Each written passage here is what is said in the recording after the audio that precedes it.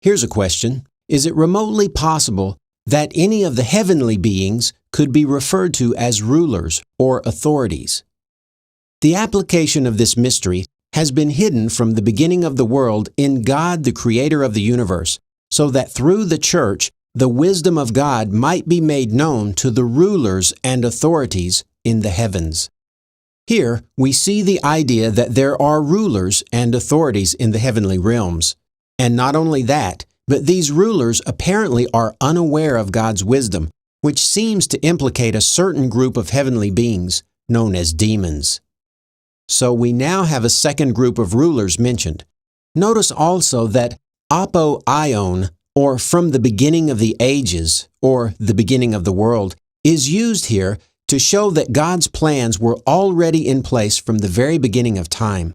Speaking of demons, the author of Colossians mentions these same heavenly authorities as being something that Jesus had overcome, and in fact uses the exact same language, arche kai exousia, as we saw in the Ephesians passage. Having stripped the principalities and the authorities, he made a show of them openly, having triumphed over them in it. Here we see the exact Greek wording from Ephesians, arche kai exousia. If this refers to the same heavenly authorities mentioned in Ephesians, then this passage implies that there were not only good authorities in heaven, but evil ones as well. Another point here is that Jesus did not strip the Romans of their power by his death on the cross, but he did strip the demons of theirs, because the early Christians believed that one day he would appear on earth and put the demons, the rulers of this age, under his feet, under his control, and settled the entire matter for good. But did demons really exist in heaven, and did they really have any authority in heaven? One might ask, where else would demons exist but in heaven? In his letter to the Smyrnians, Ignatius indicates that there are invisible rulers inhabiting heaven, and that some of these rulers did not believe in Jesus. Let no man deceive himself. Both the things which are in heaven and the glorious angels and rulers, both visible and invisible, if they believe not in the blood of Christ, shall, in consequence, incur condemnation. Invisible rulers in heaven that do not believe in the blood of Christ. It sounds a lot like Ignatius is speaking of demons to me. If we could find a passage that used the phrase rulers of this age to clearly mean demons, then it would go a long way toward unlocking the meaning behind Paul's rulers of this age.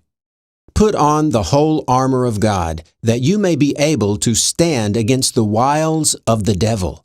For we do not wrestle against flesh and blood, but against principalities, against powers, against the rulers of the darkness of this age, against spiritual hosts of wickedness in the heavenly places. Here is our key to completely unlocking 1 Corinthians 2, verses 6 through 8. It echoes Paul, but in much more explicit language. Clearly, the rulers of the darkness of this age, the principalities and powers, arche kai exousia, must refer to the demons, since, as the passage tells us, they are not flesh and blood, and because they are described as being wicked and dwelling in the heavenly places. The word translated as rulers here is not archon, but cosmokrator, and is used only once in the entire New Testament. What does that word mean? According to Strong's Greek lexicon, entry 2888, it means the Lord of the world, prince of this age, the devil and his demons.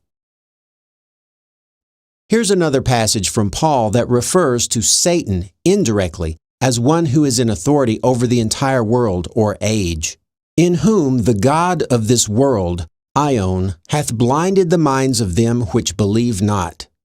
Here is yet another passage from Ephesians, which tells us that the demons inhabited not only heaven, but the very air between the earth and heaven, in which you once walked, according to the age of this world, according to the ruler of the authority of the air. Here, the ruler of the authority of the air is Satan, and the authority of the air are the demons. The same Greek words are used, archon and exousia. At the time Christianity began to emerge, The demons were believed to be responsible for sickness, bad weather, and a host of other ills. That the demons had authority over the lowest part of heaven and over earth itself can be seen in the passages we've just examined. The demons could even possess people and cause them to harm themselves or others. There are almost 60 references to demon possession in the 4 Gospels, and apparently even Christians were not immune. In the Gospel of Mark and Luke, we read that Mary Magdalene was possessed by no less than 7 demons. Earth is full of demons. Humanity is plagued by them. Almost all misfortunes are because of demons. Sickness, drought, death, and especially humanity's weaknesses about remaining faithful to the covenant with God. The region between heaven and earth seems to be almost cluttered by demons and angels. Humanity is often seen as a pawn, helpless in the face of such cosmic forces. The idea that Paul is referring to the demons in 1 Corinthians 2 is not a new one. In fact, it's been around for almost 1900 years. Marcion and Origen both interpreted Paul's rulers of this age to mean demons.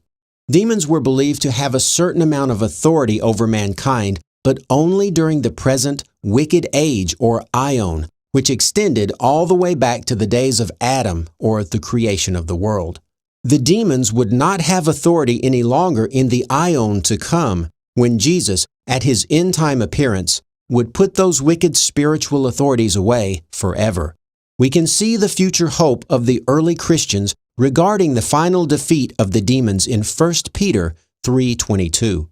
Who is gone into heaven and is on the right hand of God, angels and authorities and powers being made subject to him. Here, we should also note that the rulers are mentioned along with the angels, and the scene in question is heaven, not earth. This is a good indication that these rulers were the demons. The same idea can be found in 1 Corinthians 15:24. Then cometh the end, when he shall have delivered up the kingdom to God, even the Father, when he shall have put down all rule and all authority and power. Now, we've clearly established that the demons were referred to as rulers and powers in the heavenly places. So let's go back and reread 1 Corinthians 2, 6 through 8, and let me put a diagram up showing what I think Paul has in mind, and let's see if Paul has a temporal group of earthly leaders in mind or an eternal group of heavenly demons in mind.